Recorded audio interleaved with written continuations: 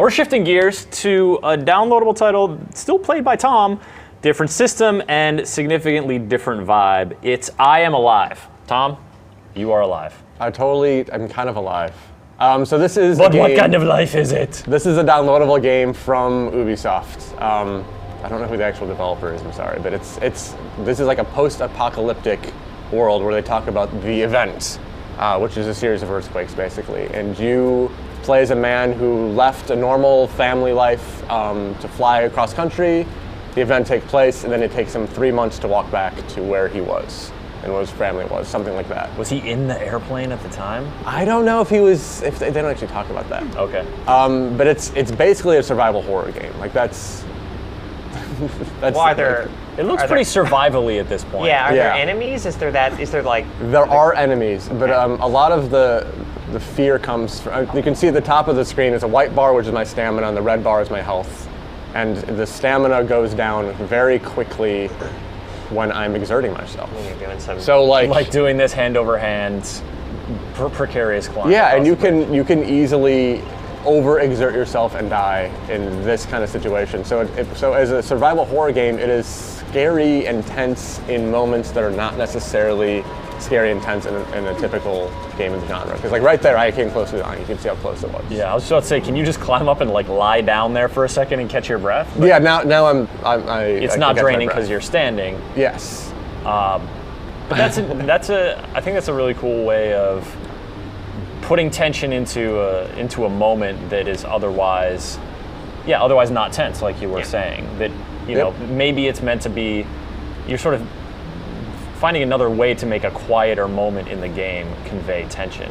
Yeah, and this is extremely tense. It's really interesting. I didn't know what to expect when I started playing it because I knew that this had development problems, and I was like, what's going to happen when it comes out? And it's a really engaging atmosphere that is constantly keeping me on edge, basically. And I hope we get to parts with enemies so you can see what that's like.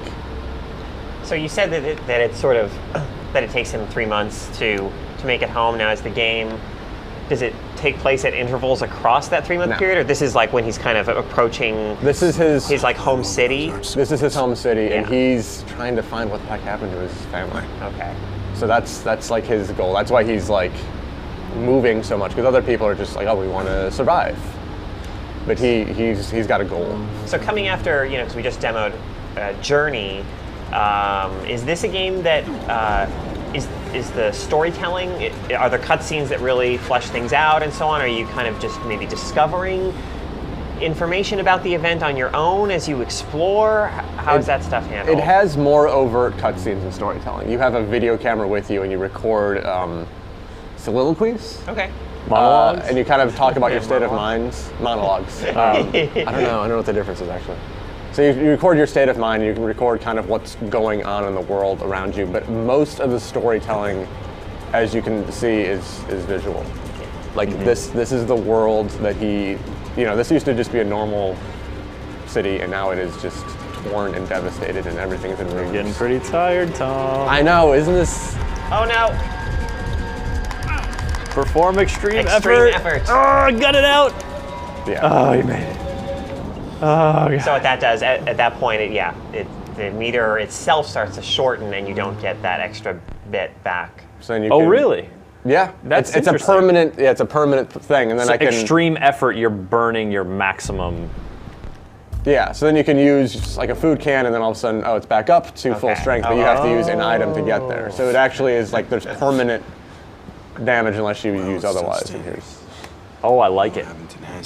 Now, all right, we won't talk. Listen for a sec.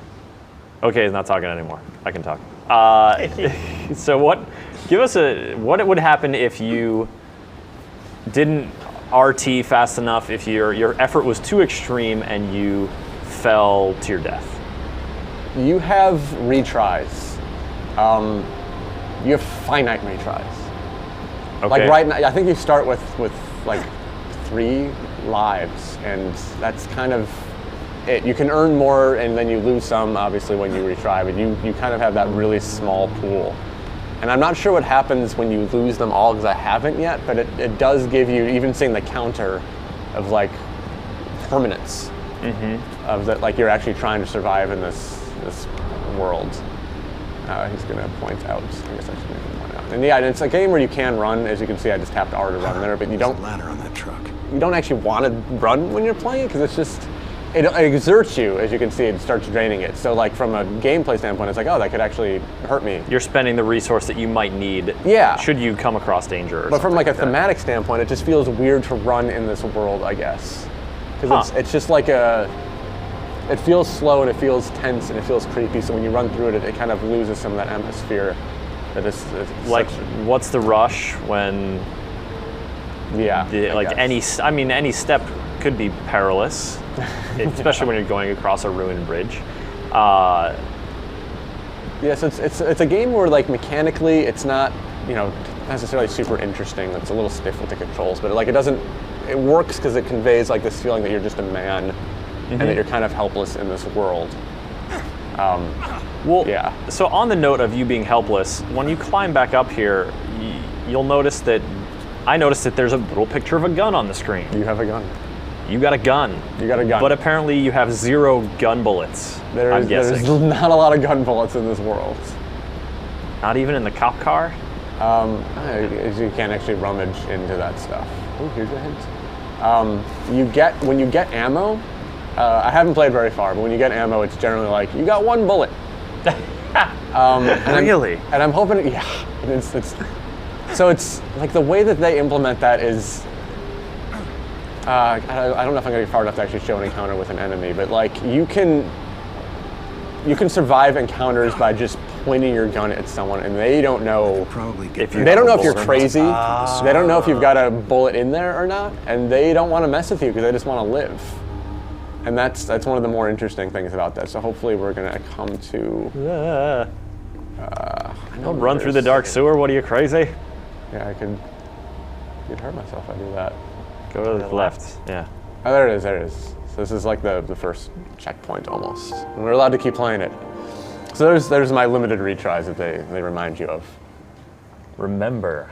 So just in this pause screen, this game comes out next Wednesday. Yep. I believe it's going to cost $15 because it feels like a $15 game, but maybe it's 10. I don't know. Maybe you can cross your fingers. It feels like what Only normally. we had some way of knowing. I don't know what it these is. things. And it's 360p SEN? I don't know if it actually. It's not SEN initially. Okay. It's because it's in this whole whatever fall forward or whatever we are. Oh, like a spring promotion. Xbox So this is your first Live. encounter with someone, Whoa. Oh, I'm already Someone gone. with a gun. and you can just back away because they don't want to shoot you. They've got limited resources, so you just like slowly put your hands up and walk away, which is a pretty. You know, like, all right. And he's not gonna like pursue you and try to run you down. No. he just wants to be left alone to enjoy the post-apocalypse. Although Yeah. I would imagine that there are enemies that do try to pursue you. There Some people gotta be are. going a little crazy. Yeah, and then you can see like right now there's a woman being harassed Oh, on the other no. side, and Oh, shoot. And what are you gonna do? there's nothing you can do. Can you even do? And it's like, how much would you do if you could do something? Because I would do a lot if I could do something. that's the question. You can rescue people in this game by giving them your supplies. Oh, interesting. And then you ask yourself, do I need this first aid kit? Do I need this inhaler? Oh, that sounds like a really interesting dilemma. Yeah, so far it's like every time I see someone, it's like, of course I'll help them, but it's, at some point in the game I'm not going to have an extra. Yeah.